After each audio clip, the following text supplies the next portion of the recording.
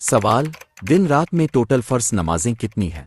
Option A 4, option B 3, option C 5, option D 2।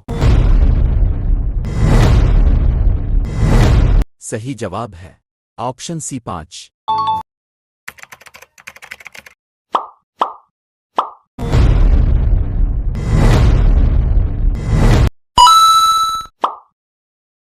सवाल, जोहर की नमाज में फर्ज रकतें कितनी होती हैं?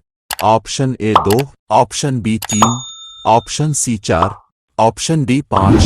3, 2, 1. इसका सही जवाब है ऑप्शन सी 4। सवाल, असर की नमाज में फर्ज रकातें कितनी होती हैं? Option A 2, option B 4, option C 3, option D 5। इसका सही जवाब है option B 4।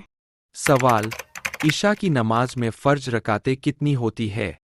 Option A 5, option B 3, option C 4, option D 2।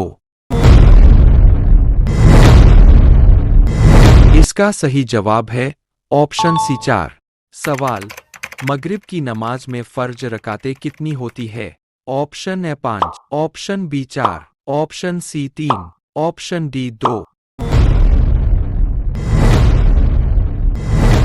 इसका सही जवाब है ऑप्शन सी 3। दीन की बात दूसरों तक पहुंचाना सदका जारिया है। वीडियो को लाइक करके शेयर करें।